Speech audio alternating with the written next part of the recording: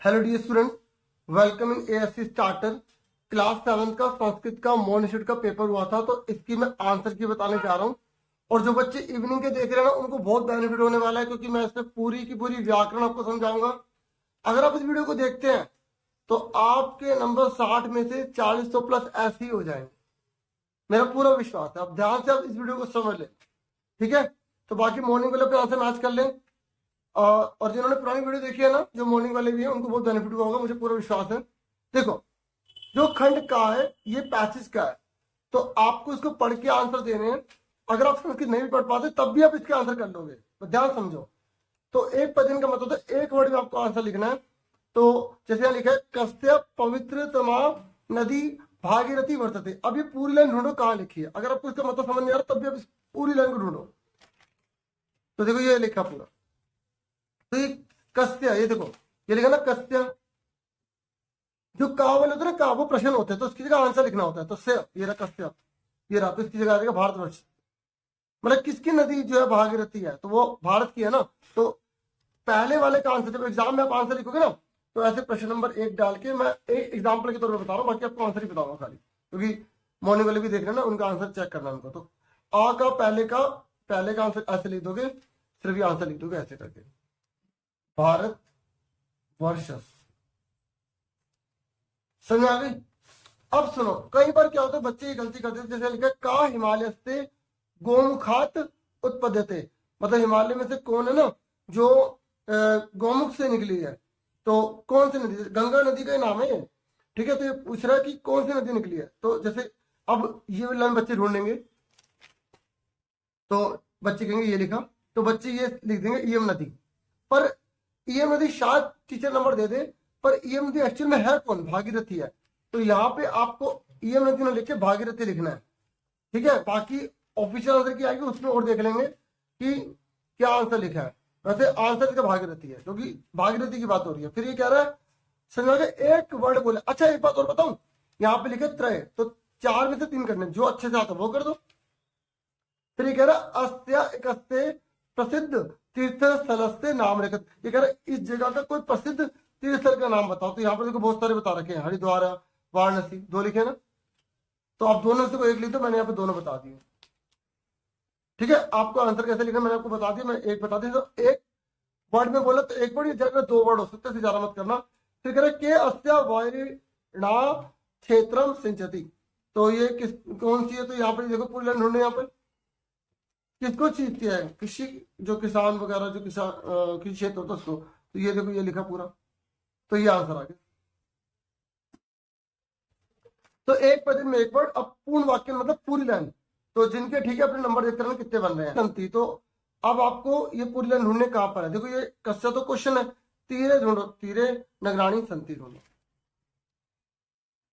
ये लिखा तीरे विधान नगराणी संति। तो यहाँ पर पूछ रहा है किसके किनारे पर। तो यहाँ पर पता कौन आएगा, यहाँ पर भागीरथी लिखना था, ठीक है। अस्या तीरे, इसके तीरे पर। तो अब अस्या हम ये लाइन लिख के आ जाएंगे, तो फिर बात नहीं बनेगी, क्योंकि अस्या कौन है यहाँ पे, अस्या नदी की बात चल रही है। किस कौन सी नदी की, भागीरथी नदी की बात हो रही है, गंगा नदी की बात हो रही है, ठीक है। थोड़ा सा कॉम्प्लिकेटेड है, ये बहुत ध्यान से पढ़ना पड़ेगा तभी आप कर पाएंगे, नहीं तो कोई बात नहीं। यहाँ बोला था एक करना है, तो नीचे वाला देख लो, ये पूरी लाइन ढूंढो कहाँ लिखी है।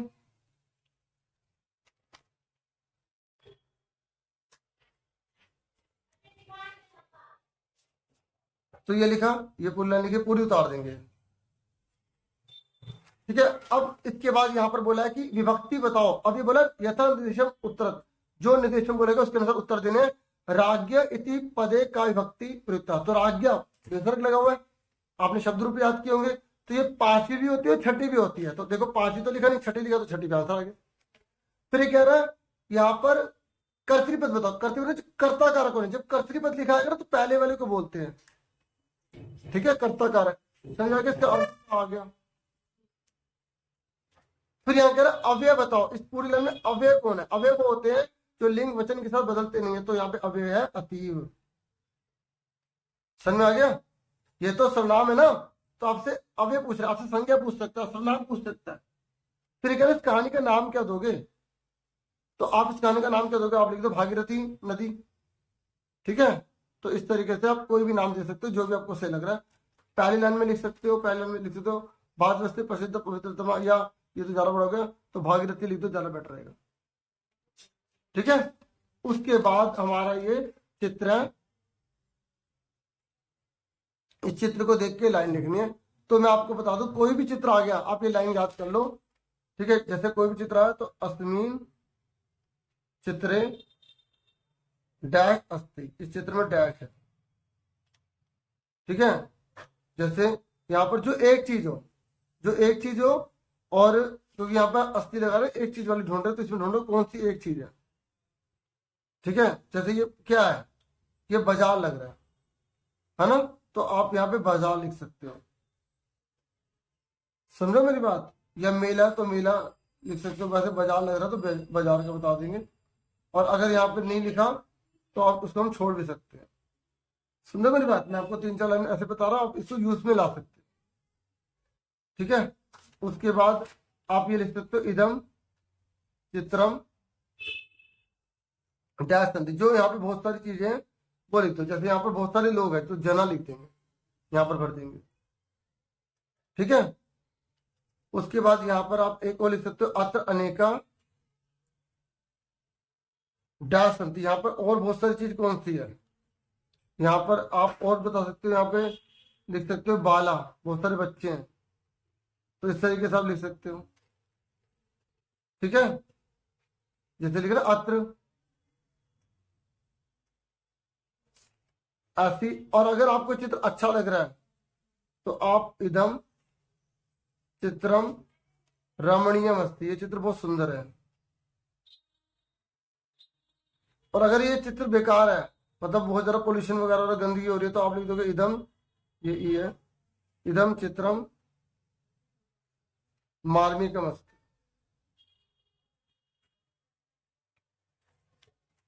ठीक है, इस तरीके से आप बता सकते हो।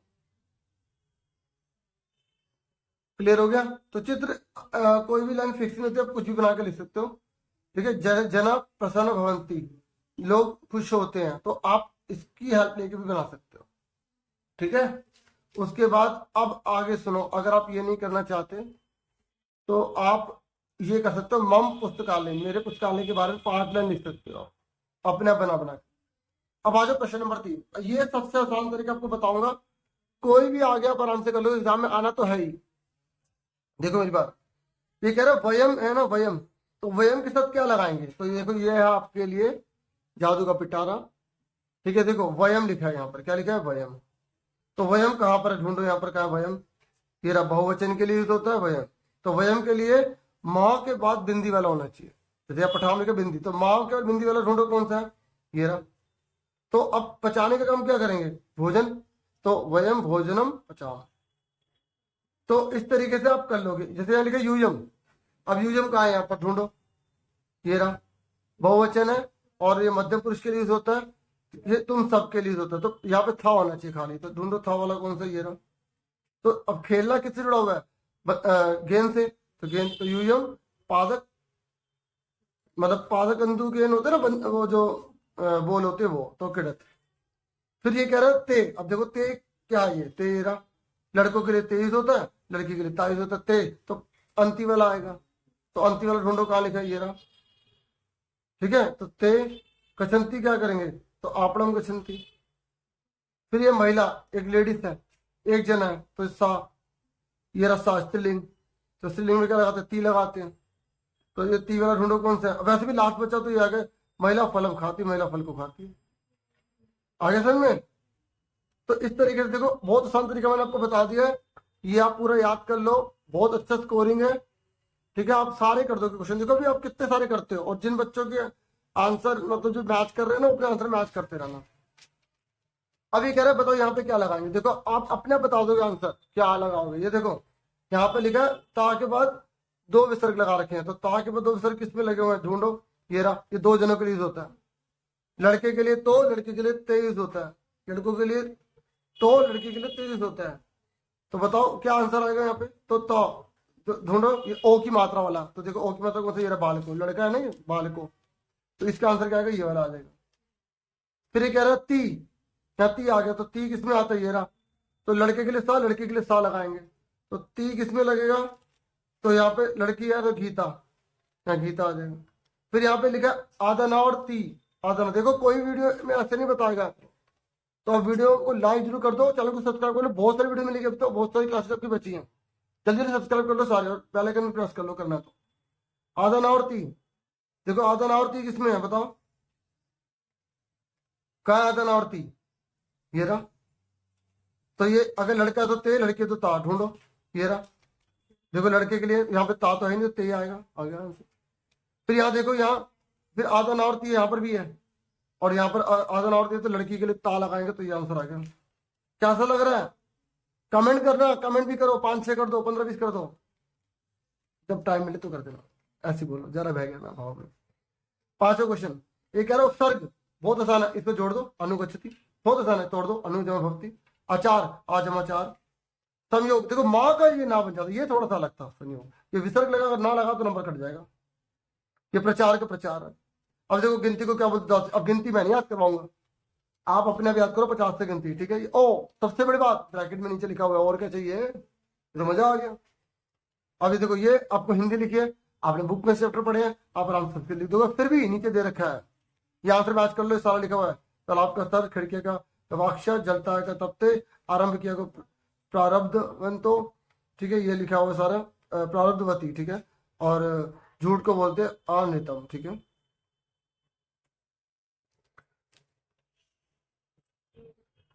फिर उसके बाद देखो, फिर वही आ गया, फिर वही आ गया, देखो कितना इससे काम लेंगे हम, कितना काम लेंगे, जितना हो सके उससे भी ज्यादा काम लेंगे। तो ये सा लिखा है, तो ये देखो सा, तो ती वाला आ गया, ठीक है। ये देखो, ये अवाम आ गया, 2 जनों के लिए यूज होता है, ये रहा अवाम, ये रहा हम 2 जनों के लिए, ये देखो, ये वहां पे विसर्ग लग जाएगा, वहां पे विसर्ग कौन सा है, ये रहा। अरे आप तो बहुत अच्छे बच्चे लकी हो, जो अब आपको एमसीक्यू वगैरह इस तरीके दे रखे हैं।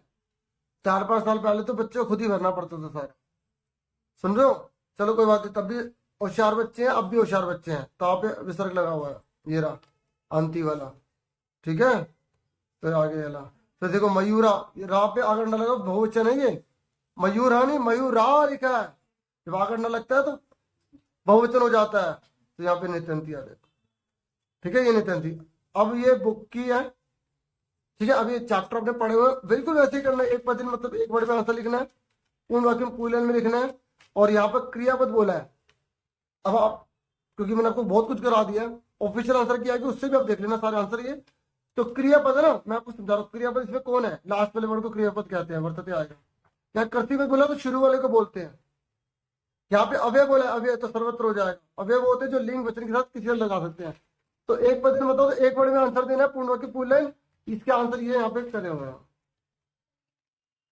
एक पद एक वर्ड में पूर्ण वाक्य पूर्ण लाइन में, ठीक है। उसके बाद फिर ये श्लोक आएगा, इसके आंसर आपको देने एक पद एक वर्ड में, इसके लिए आप ऑफिस आंसर की देख लेना, समझाना फर्स्ट था, मैंने आपको अच्छे समझा दिया। बोला कर्तव्य कौन है, तो कौन है, या कर्ता कारक किसके लिए हुआ है, वाणी के लिए हुआ है, एक नहीं, एक तो विशेषण है, कर्ता कारक पूछा। क्रियापद मतलब कौन सा काम हो रहा है, लास्ट वाला होता है क्रिया, किया गया। अवयव कौन सा है इसमें, ना, तो आंसर आ गया, ठीक है। जो ग्रामर का वो मैं आपको समझा रहा हूँ। फिर आपकी पैसेज आएगी, ठीक है, इस तरीके से आपको इसे पढ़ना है। फिर एक पदेन एक, मतलब एक पदेन वाला एक वर्ड में, और पूर्ण वाक्य वाला पूर्ण में आपको आंसर देना। अच्छा ये है ना, ये इसमें से ढूंढ लेंगे, ठीक है। और जिन्होंने अभी भी लाइक नहीं किया ना, तो प्लीज लाइक कर देना, ठीक है। और लाइक क्यों नहीं कर रहे, कमेंट करके बता देना, फिर रीजन बता देना मुझे क्यों नहीं करते लाइक। तो ये पूर्ण वाक्य ना। फिर यहाँ पे बोले विभक्ति बताओ, यहाँ पे आधा सौर्य आ गया, कौन सी विभक्ति होगी, तो पुल्लिंग है ना, तो इसलिए छठी विभक्ति में आ जाएगा। बाकी क्रियापद ढूंढो, इसमें कौन सा है जो काम हो रहा होता, कथ्यते। अव्यय ढूंढना, बताओ इसमें अव्यय कौन सा है जो लिंग वचन किसी का बदलता नहीं है, तो चा, वेरी गुड, शाबाश। फिर ये आंसर के प्रश्न है। फिर आपको 2 श्लोक लिखने होंगे, 2 श्लोक जो आपने अपनी किताब में से याद किए होंगे। 4 नंबर का है, तो मैंने आपको कहा था ना कि अगर एक बार आपने वीडियो देखी तो 40 प्लस आराम से आप ले आओगे, बाकी आपके और नंबर लाने हैं। वैसे तो मैंने पूरा 60 का बता दिया, पर थोड़ी सी प्रैक्टिस आपको चाहिए, ठीक है। तो इतना ही था इस वीडियो में। Thank you for watching and listening carefully. मुझसे इसी प्रकार जुड़े रहना, अपना प्यार इस प्रकार बरसाते रहना, अपना खूब ख्याल रखना। Thank you once again, take your chart dear student.